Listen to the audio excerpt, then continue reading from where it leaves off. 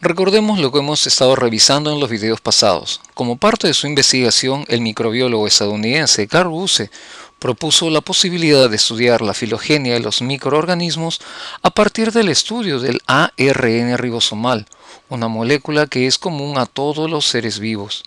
Y ese concepto revolucionó todos los conocimientos acerca de la evolución celular, permitiendo construir, como vemos en esa imagen, un árbol filogenético a partir de dicha molécula y poder conocer las relaciones de parentesco entre todas las especies.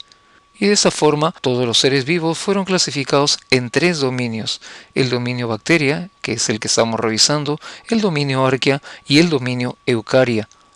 Y dentro del dominio bacteria, el filum Proteobacteria constituye en la actualidad, fenotípicamente, la más grande y más diversa línea filogenética.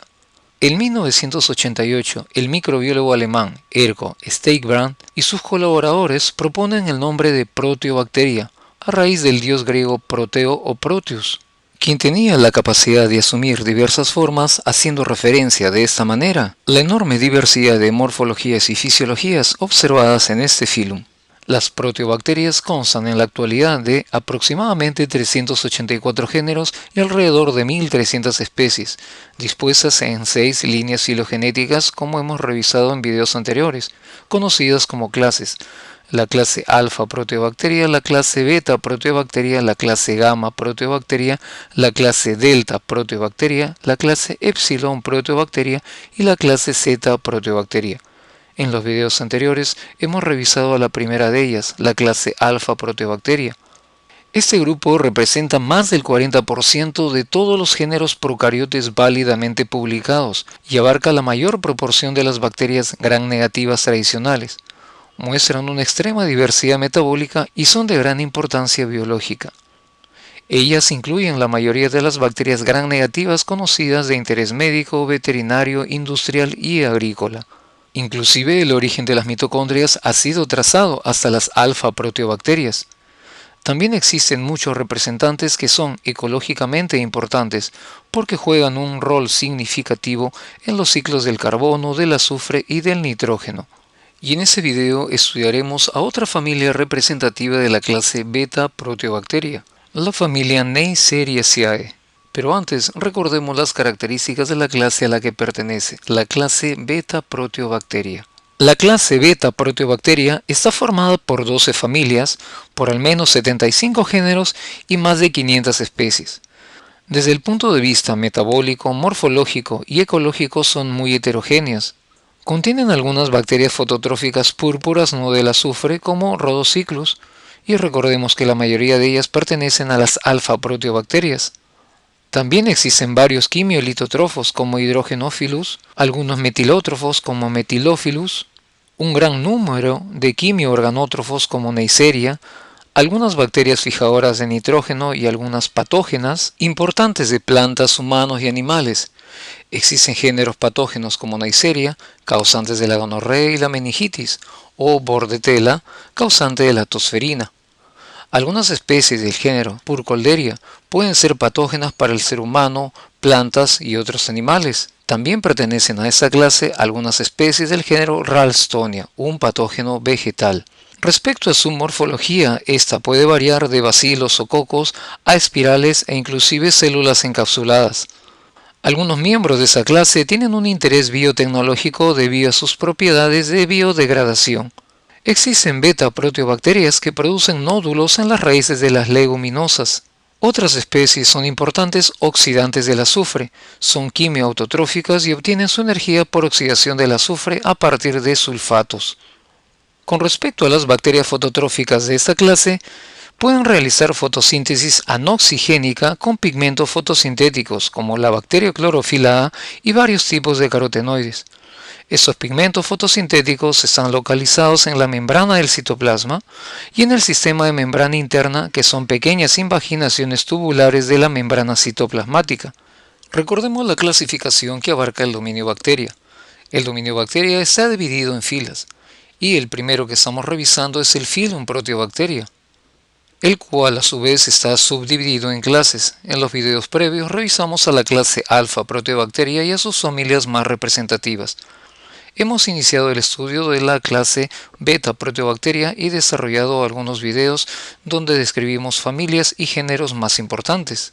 Y así hemos revisado a la familia Alcaligenaceae, la familia Burkholderiaceae, la familia Gallionella-Aceae, la familia Hydrogenophila-Aceae, y en esta oportunidad haremos una revisión de la familia Neisseria-Aceae. La familia Neisseria-Aceae pertenece al orden Neisseriales. Previamente, esta familia consistía de los géneros Neisseria, Quingela, Acinetobacter y Moraxella, este último género conteniendo a los subgéneros Moraxella y Branamela. Y basados en la hibridización del ADN y los análisis filogenéticos de la secuencia del ARN ribosomal, los géneros Neisseria, Quingela y Eikenella están agrupados en la familia Neisseriaceae, mientras que los géneros Acinetobacter, Moraxella y Zicrobacter fueron removidos de la familia Neisseriaceae e incluidos en la familia Moraxellaceae, que pertenece a la clase Gamma Proteobacteria que revisaremos posteriormente, al igual que la única especie del género Branamela, Branamela catarrhalis, reclasificada como Moraxella catarrhalis.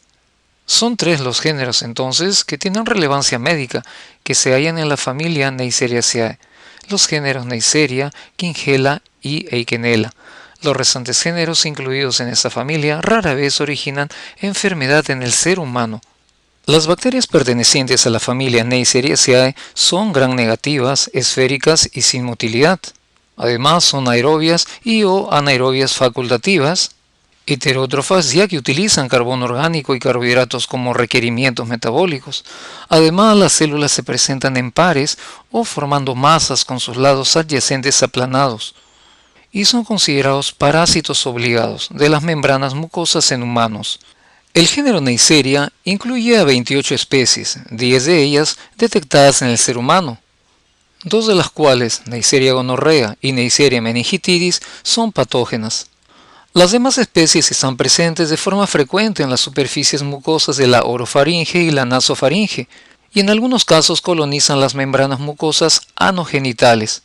Las enfermedades causadas, tanto por Neisseria gonorrea como Neisseria meningitidis, son bien conocidas y las describiremos en un momento, mientras que las restantes especies de Neisseria tienen escasa virulencia y generalmente producen infecciones oportunistas. Finalmente, Eikenella corrodens y Quingela quingae colonizan la orofaringe del ser humano y también son patógenos oportunistas. Y el primer género que revisaremos dentro de la familia Neisseriaceae será el género Neisseria, nombre dado en honor del médico alemán Albert Neisser, quien en el año de 1879 identificó por vez primera al microorganismo causante de la gonorrea a partir de exudados de pacientes con uretritis y con oftalmia neonatal. Las bacterias del género Neisseria son un grupo de bacterias gram negativa, oxidasa positiva, casi todas catalasa positiva y aeróbicas. La mayoría son cocos, de 0,6 hasta 1 micrómetro, y suelen disponerse en parejas o diplococos, con los lados adyacentes aplanados adoptando una forma de granos de café muy característico, excepto las especies Neisseria elongata, Neisseria weberi, Neisseria basiliformes y Neisseria shayengani, las cuales son bacilos. Estas bacterias oxidan carbohidratos formando ácido, no realizan fermentación. Por ejemplo, Neisseria gonorrea oxida glucosa, mientras que Neisseria meningitidis oxida glucosa y además maltosa.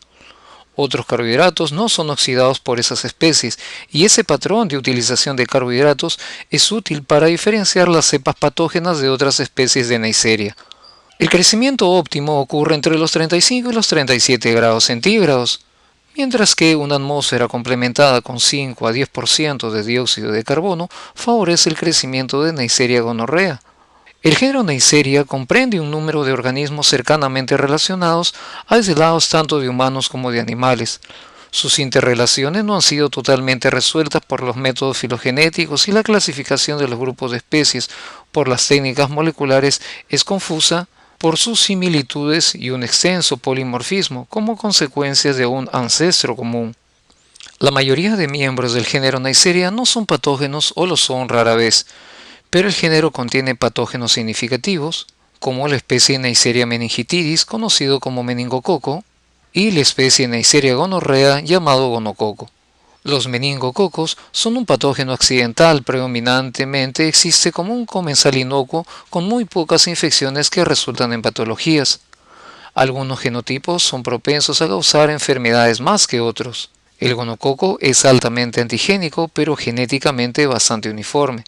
La resistencia a los antibióticos a nivel global representa el reto de la salud más significativo.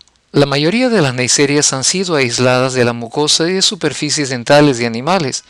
Los miembros del género son componentes de los comensales de la microbiota oral de los humanos y mientras muchas especies han sido aisladas de humanos, algunas han sido aisladas de otras fuentes como monos, perros, vacas y hasta lagartijas.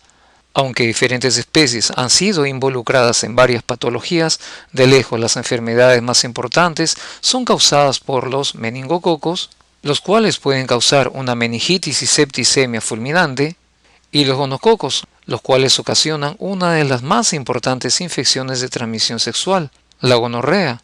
El principal interés en este género han sido estos dos patógenos, los cuales son de importancia mundial y muchos estudios de otras especies de Neisseria han sido realizados con referencia a estos dos organismos con el objetivo de identificar los determinantes genéticos de la virulencia.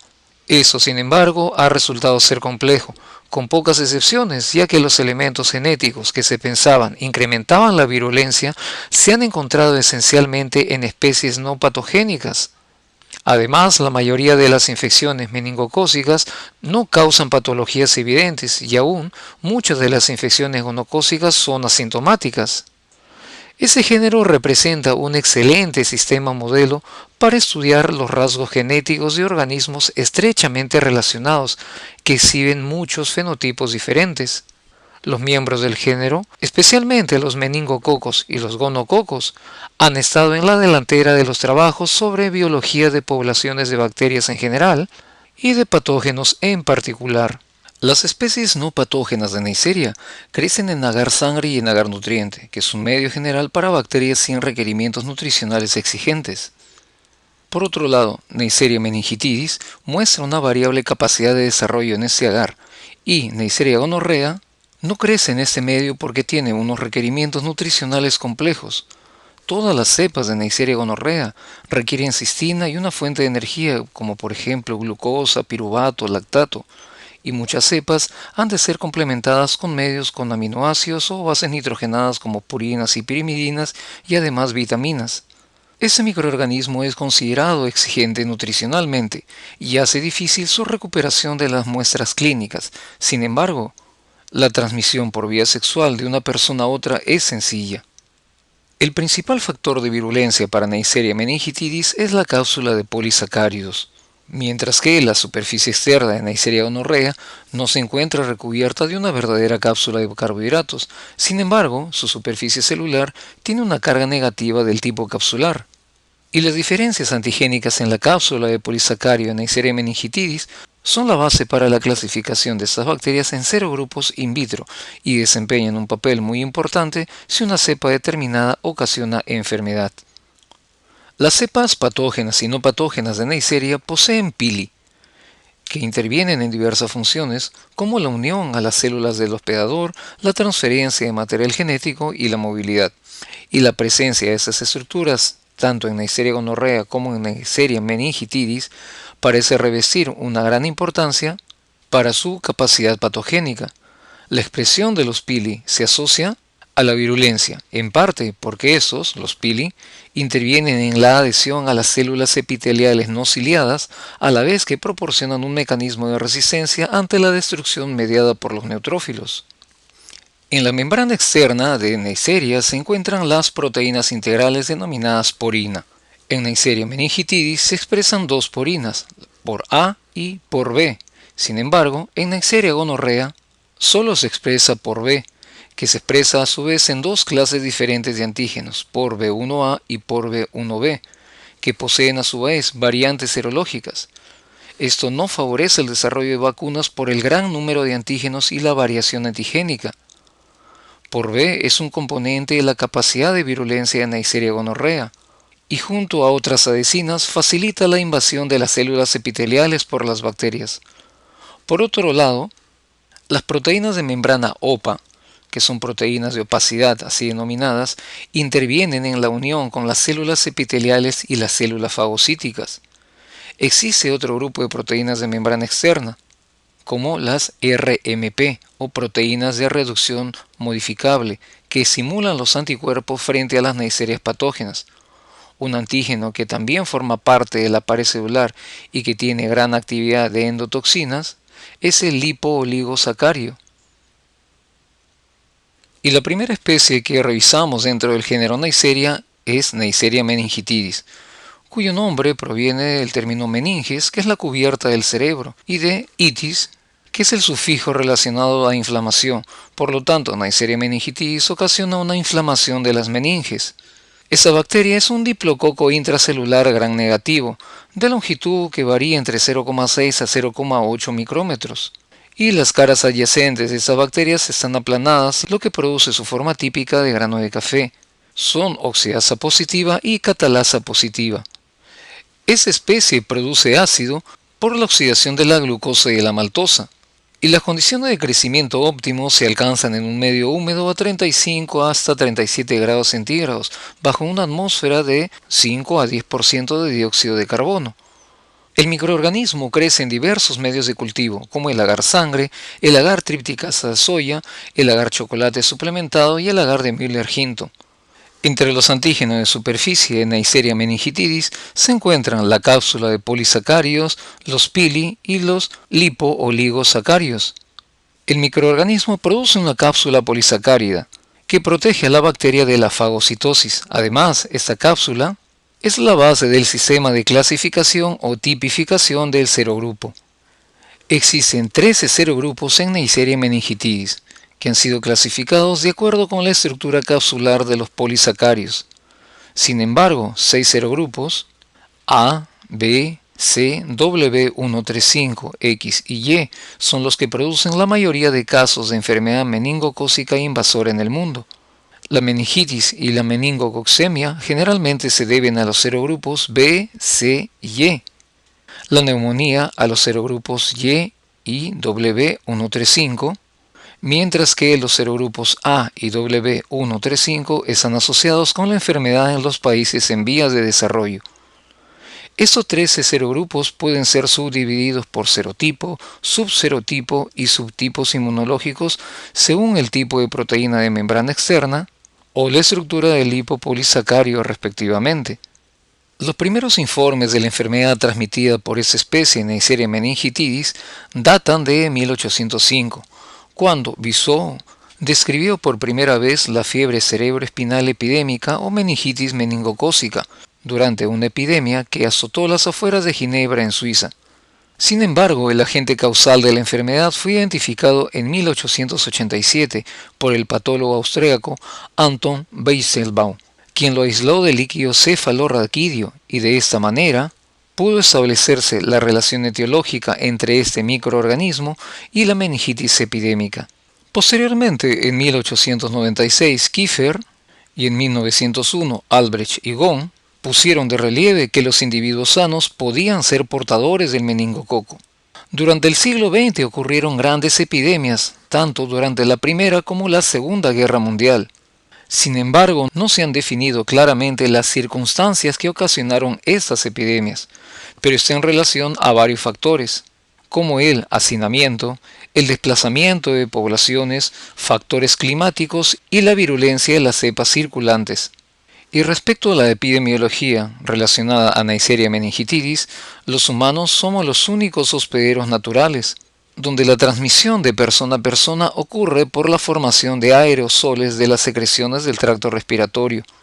La infección ocasionada por esa bacteria es considerada un problema de salud pública en todo el mundo, y la incidencia es mayor en niños menores de 5 años.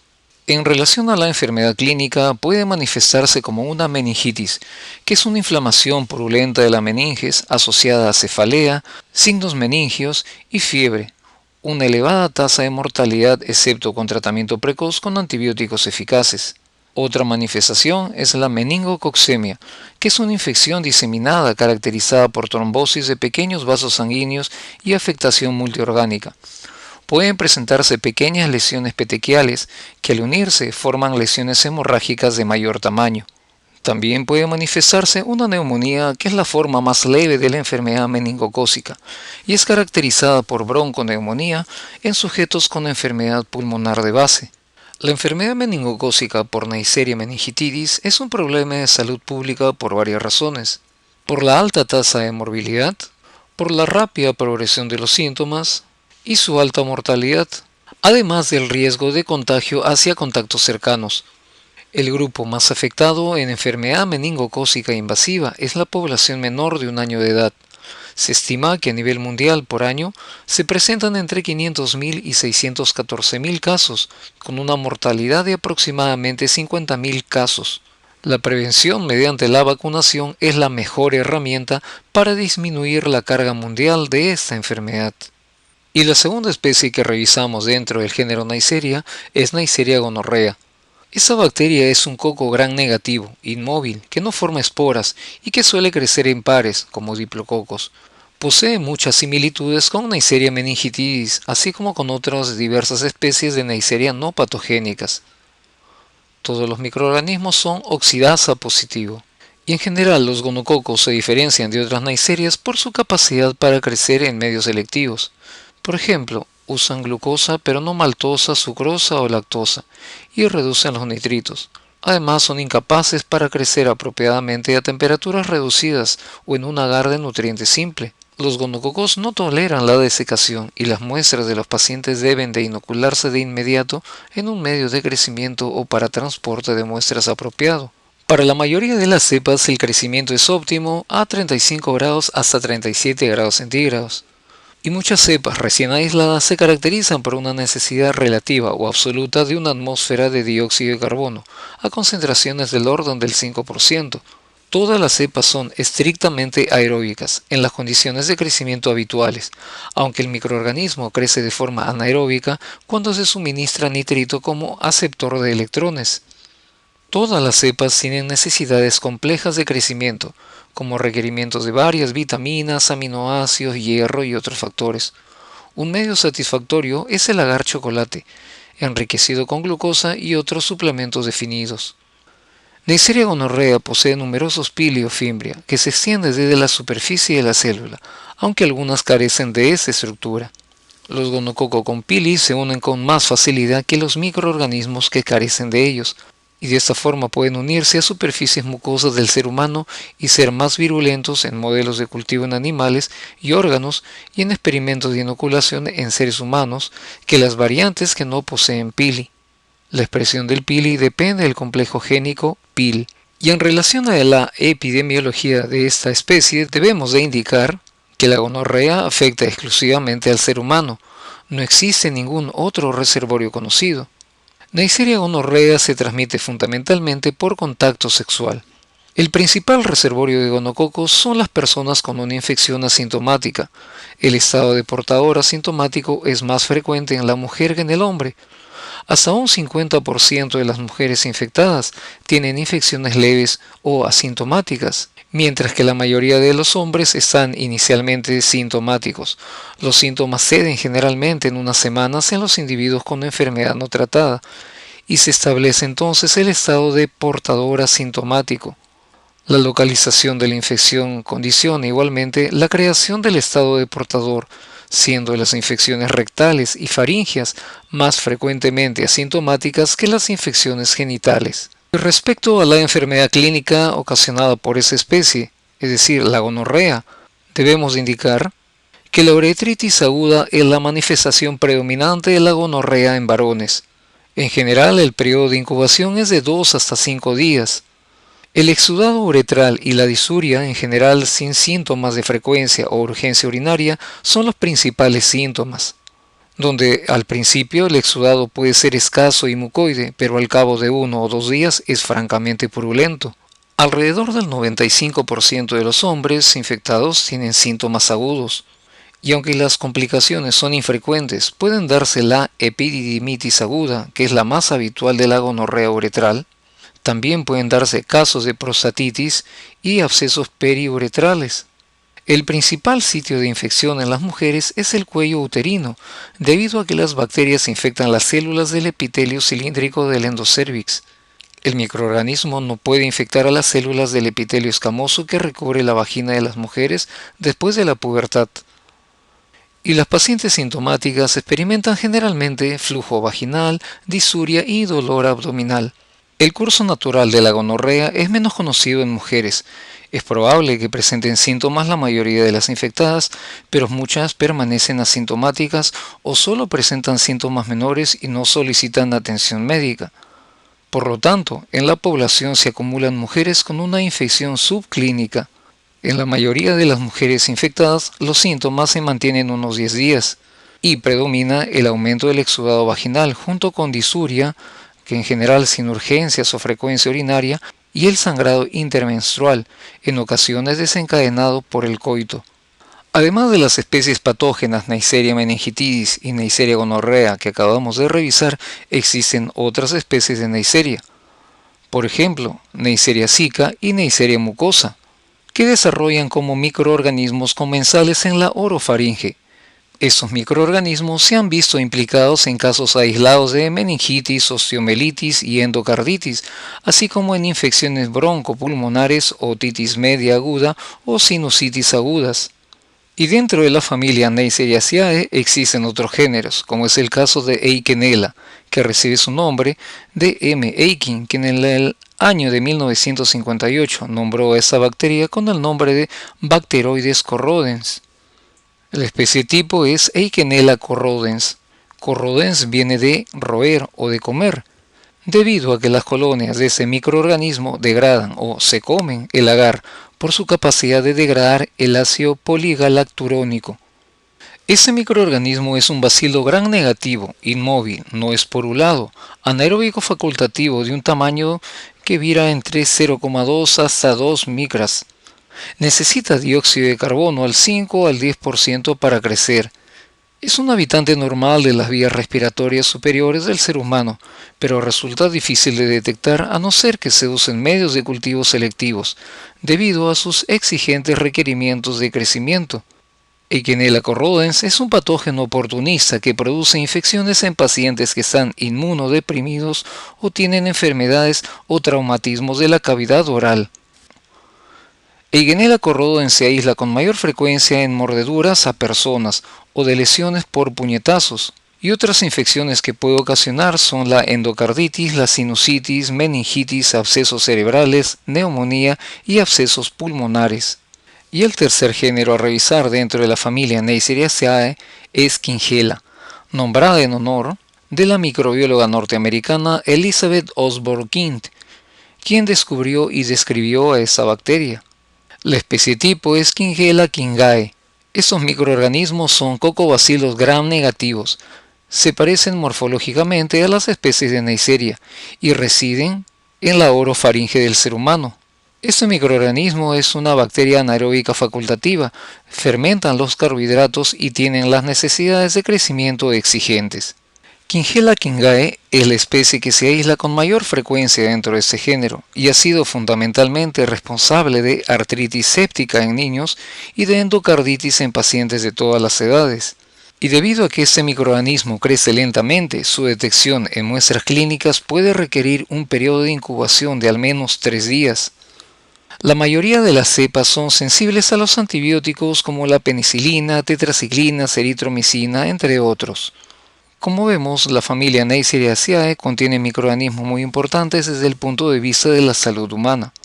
Revisando la familia Neisseriaceae, completamos lo que corresponde a la clase beta proteobacteria. Nuestro siguiente video será la presentación de la clase gamma proteobacteria, que contiene cerca de la mitad de las proteobacterias caracterizadas. Entre las bacterias que se encuentran dentro de esta clase están la Escherichia coli, Salmonella, Shigella, Proteus, Yersinia, Pseudomonas, Vibrio, entre otros, y realizaremos posteriormente videos para cada uno de ellos.